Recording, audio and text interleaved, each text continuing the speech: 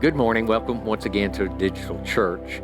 One of the casualties of the pandemic this year has certainly been the 2020 graduates, and they're not getting to do a lot of the things that they would typically do. At our church, we always honor them. We have a graduation recognition service, and today at the end of this service, there'll be that video that we show every year of our seniors, and so I hope you'll stay tuned for that and just help us as we honor those. If you haven't had a chance to drive by Get Well, you'll see that their pictures are on posters there, and we're just trying to say thank you, seniors, and we're thinking about you. And so I hope that you'll help us honor those seniors today.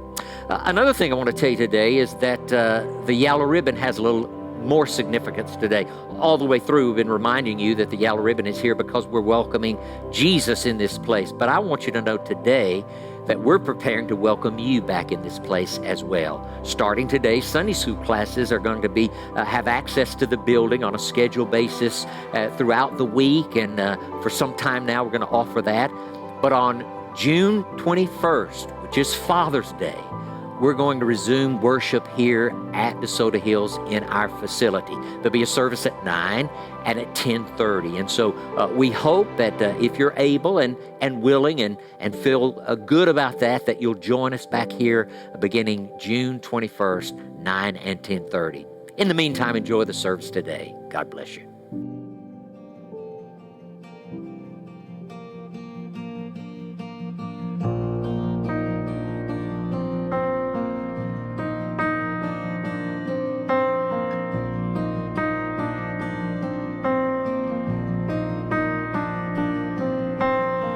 My hope is built on nothing less than Jesus' blood and righteousness.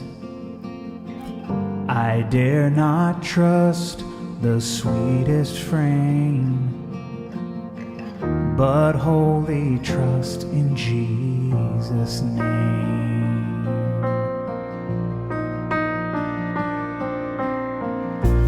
Darkness seems to hide His face, I rest on His unchanging grace. In every high and stormy gale, my anchor holds within the veil.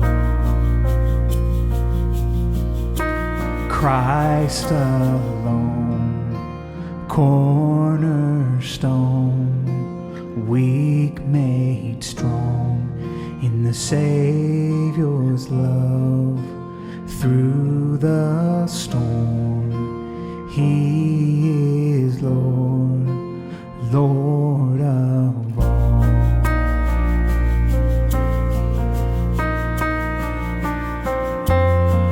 Then He shall come with trumpet sound. Oh, may I then in Him be found, dressed in His righteousness alone, faultless to stand before the throne, faultless to stand before the throne. Christ alone, cornerstone, weak made strong in the Savior's love. Through the storm, He is Lord, Lord of all, Lord of all. He is Lord,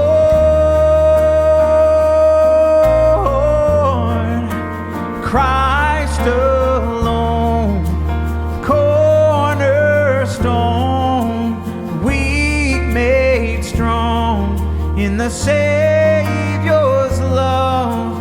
Through the storm, He is Lord, Lord of all.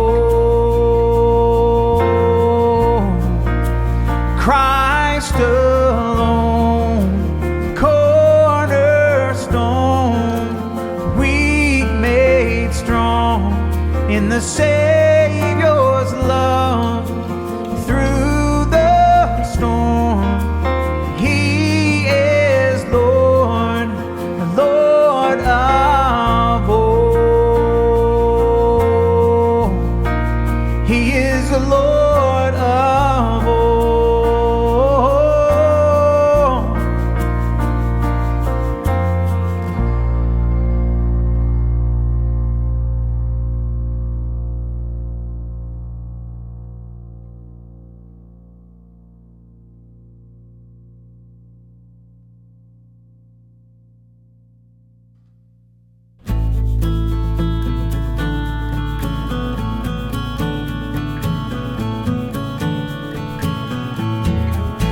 Strength will rise as we wait upon the Lord. We will wait upon the Lord. We will wait upon the Lord. Strength will rise as we wait upon the Lord. We will wait upon the Lord. We will wait upon the Lord. Our God, you reign forever. Our hope, our strong deliverer. You are the everlasting God, the everlasting God. You do not faint, you won't grow weary. You're the defender of the weak. You comfort those in need. You lift us up on wings like eagles. Strength will rise as we wait upon the Lord. We will wait upon the Lord. We will wait upon the Lord. Strength will rise as we wait upon the Lord. We will wait upon the Lord. We will wait upon the Lord. Our God, you reign forever. Our hope, our strong deliverer. You are the everlasting God, the everlasting God. You do not fade, you won't grow weary. You're the defender of the weak. You comfort those in need. You lift us up on wings like eagles.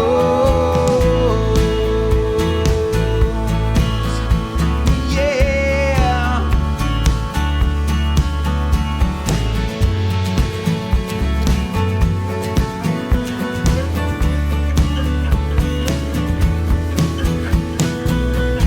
You are the everlasting God, the everlasting God.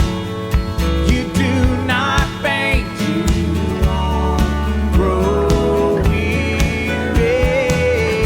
You're the defender of the weak. You comfort those in need. You lift us up on wings like eagles. Yeah. Oh,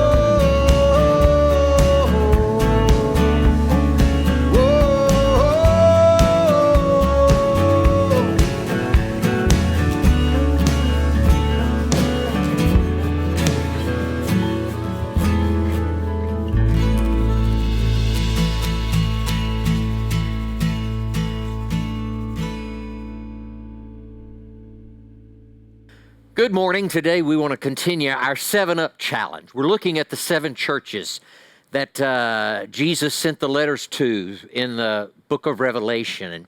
And 7-Up, he really actually holds the mirror up to these churches for them to look at themselves. And so we talked about last week doing that so that it'll be preventive medicine for us as we move ever closer to returning in this place. We want to be sure that we're ready both corporately as a church and individually as God's people to be all we can be and to hold up high the light of Jesus as Jesus talks about those 7 churches being the lampstands. Last week, we looked at our first letter, and it was the letter to the church at Ephesus. And Ephesus is a distracted church. They have forsaken their first love. This morning, we look at the second letter Jesus sent, and it is to the church at Smyrna. It may be a church that you identify with. It may be a condition that maybe because of the pandemic you identify with maybe more than any of these other 7 churches. Because the church at Smyrna was a discouraged church. They're going through some hard times. Other of the churches, of the 7 churches are, but this church in particular, going through some hard times, and there's a heaviness we sense as Jesus writes the letter to the church, encouraging them to remain faithful. And so maybe today you're going to identify with this discouraged church. Listen to what Jesus says in the book of Revelation via John as he sends these letters to the 7 churches. And to the angel of the church at Smyrna write the words of the first and the last, who died and came to life. I know your tribulation and your poverty, but you are rich, and the slander of those who say they are Jews and are not, but are the synagogue of Satan. Do not fear what you are about to suffer. Behold, the devil is about to throw some of you into prison, that you may be tested, and for 10 days you will have tribulation. Be faithful unto death, and I will give you the crown of life. He who has an ear, let him hear what the Spirit says to the churches. The one who conquers will not be hurt by the second death. I want to broaden the kind of outline that we're going to be looking at, broaden it a little from last week. I want to talk about several things, try to understand the depth and magnitude of this letter. The first is this, the place. Smyrna, let's just talk about the place, certainly part of the Asia or Asia Minor, some people call it, but this place in particular, several things about it. Politically, it was a very Roman place, a place that very identified and aligned themselves with Rome. So politically, we understand that. Economically, it was a very rich place, due almost entirely because one of the ingredients in myrrh, remember myrrh was one of those 3 items that was brought to Jesus as a baby by the wise man, and one of those ingredients came out of Smyrna. Many believe that that's where the city actually got its name, and so economically it was a real rich city. Religiously, I'll tell you 2 things about the religion, not the spirituality, not Christianity, but religion. Religion and righteousness are 2 different things. And it was a religious city in many ways, but not certainly a righteous city, except for those handful of believers that were in Smyrna. But 2 things I'll tell you religiously. Number 1, there was a false religion in Smyrna, because it was so aligned with Rome. It was a place where the emperor was revered, where the emperor was actually worshipped. And we're going to find the same thing in Pergamum. Next week when we look at that city. But certainly, so religiously, it was a false religion there. But I'll tell you a second thing. There was a fake religion there. Different than false. There was a fake religion there. Jesus will mention the Jews. He will mention the synagogue. In fact, he will call it those who say they are Jews, but actually are the synagogue of Satan. There was a Jewish population in Smyrna who were worshiping, in a sense, seeking to worship the true God, but it was a fake kind of religion. It was a shallow thing. False in the sense that there were some worshiping the emperor, but fake in the sense that there were some appearing to worship the Lord, but actually were being used of Satan. And so when you think about it, you think about the place. Second thing, think about the people. In other words, the people the letter was sent to, the church at Smyrna. We don't know a lot about the church at Smyrna. We don't know how it was founded. So there are some things about the church that we're unsure about. We don't know who founded the church. Could well have been a mission out of Ephesus or some of those other churches in Asia. And so we know this. We're unsure when it comes to how it was founded. We know the second thing about the church from the letter. They are economically, they're being kind of unemployed in a sense. They're having trouble finding work. No doubt, probably because of their commitment to Jesus Christ.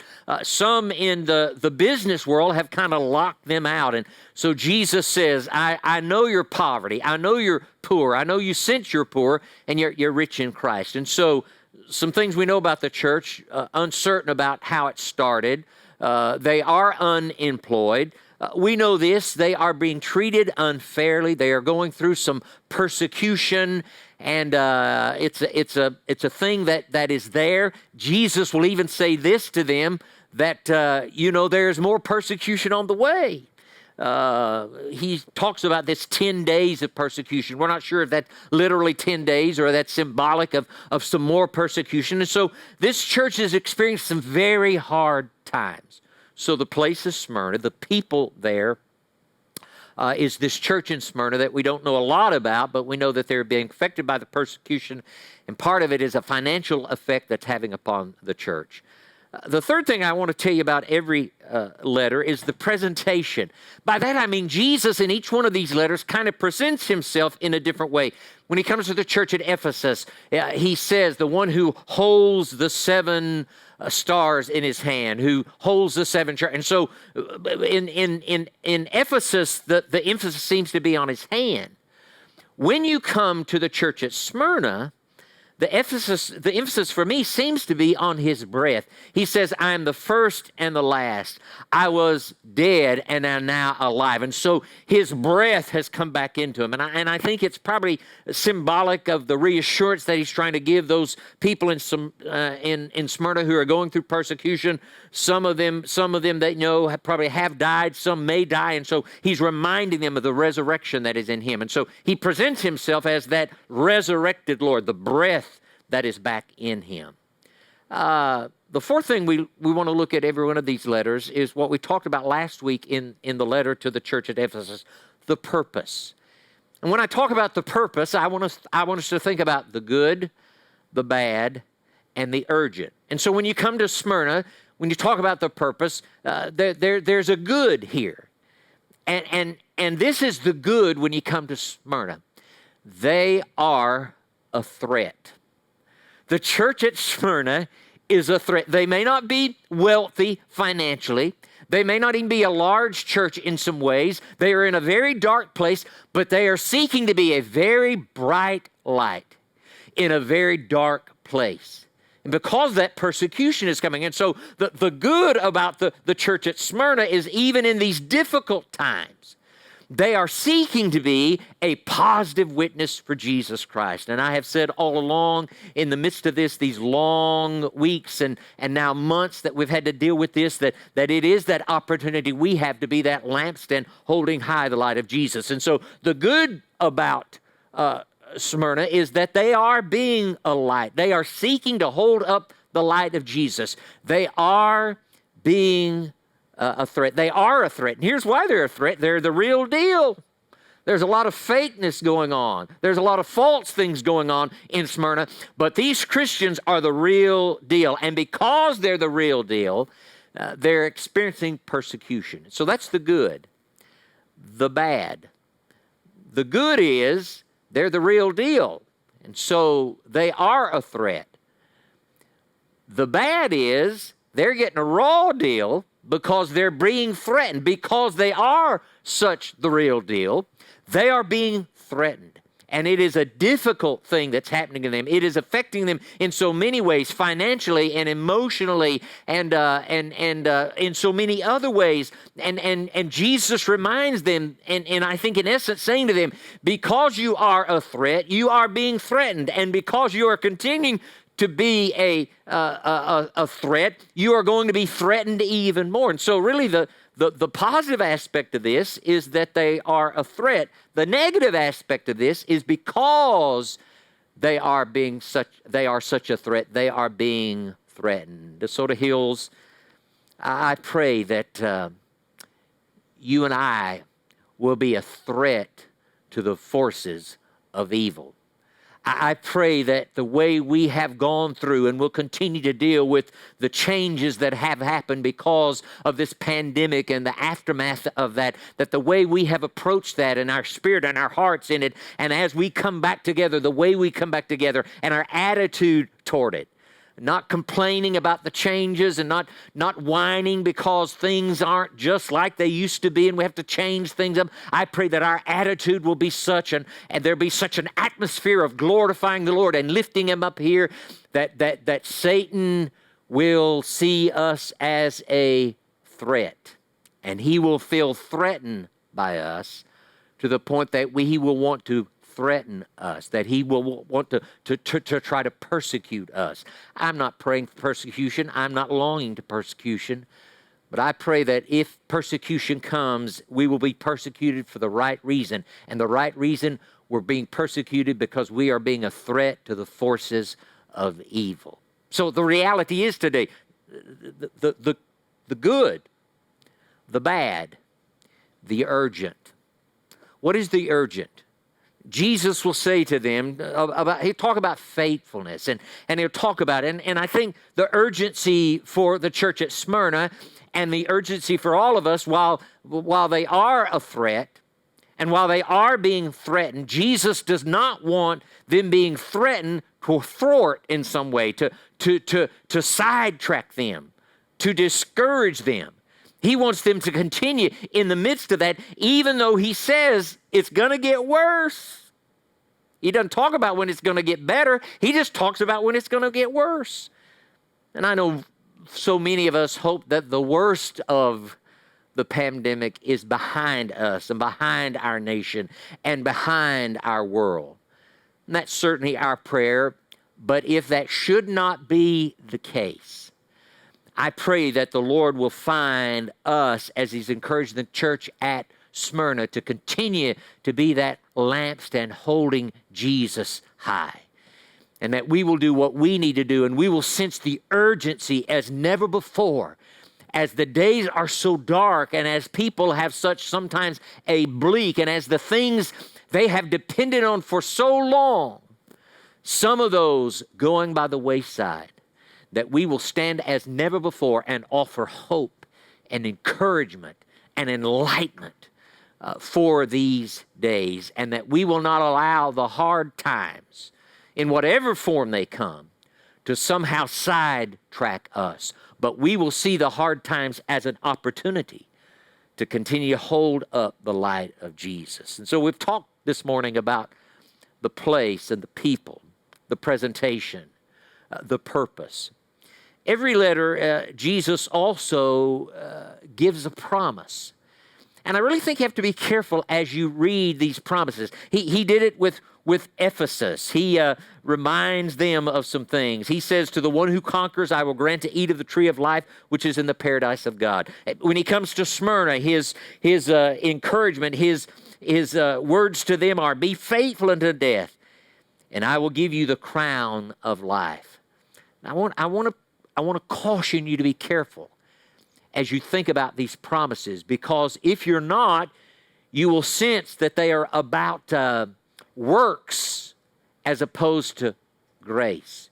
You'll think they're about a conditional thing as opposed to the reality of a consequence. I think what Jesus is saying, let me tell you what, in every one of these letters, the key is not grittiness. It's not us being gritty. It's not us hanging on in grittiness because we want to claim this promise. No, it's not about grittiness. It's about genuineness. I think in every letter he is saying, let me tell you what, how you go through this is going to weed out. It's going to be a test to the genuineness of your faith. And so the reality is, the promise is this. Let me tell you what, Jesus is saying, I've got it covered. He's saying to those who conquer, well, how do we conquer? We conquer through the grace of the Lord Jesus Christ. We are more than conquerors through him who loved us and gave himself for us. It's not about you and I conquering an enemy. It's about the enemy being conquered because of what Jesus has done. When he talks about to those who are faithful, I will do things to those who are faithful. Let me tell you what, my salvation is not based upon my faithfulness to him. It is based upon his faithfulness to me. And so these promises in these letters are a reminder. Let me tell you, genuineness is the key. If it says anything to us, it's saying to every one of us, be sure that your feet are firmly planted on the foundation of Jesus Christ. The reality is, as we move through that, I'm reading a book on spiritual warfare right now, and I'm in a chapter that talks about the strategy of the church for dealing with spiritual warfare.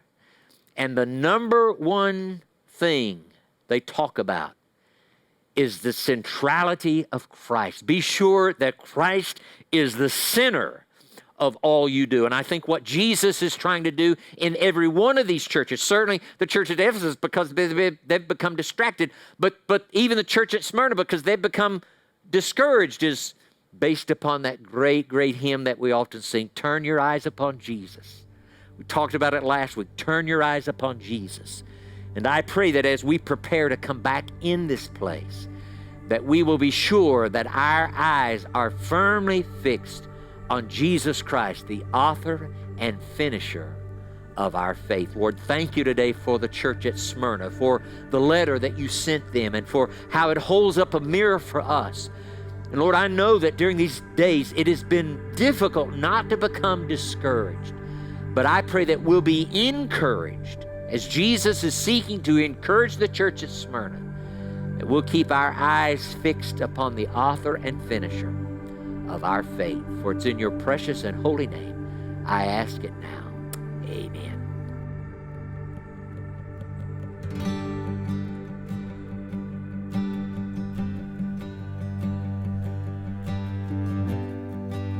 Worthy of every song we could ever sing, worthy of all the praise we could ever bring, worthy of every breath we could ever breathe. We live for you.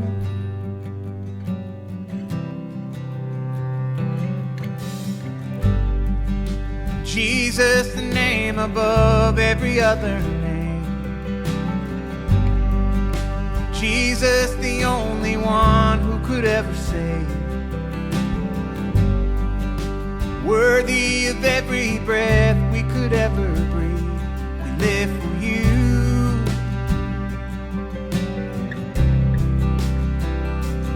Sing holy, there is no one like you. There is none beside you.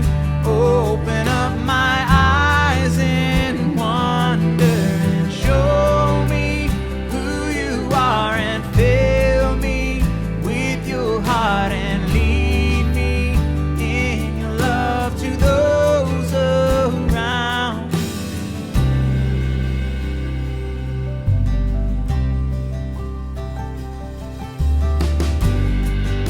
Jesus, the name above every other name. Jesus, the only one who could ever save.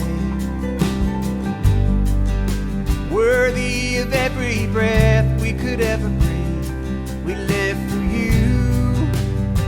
Oh, we live for you.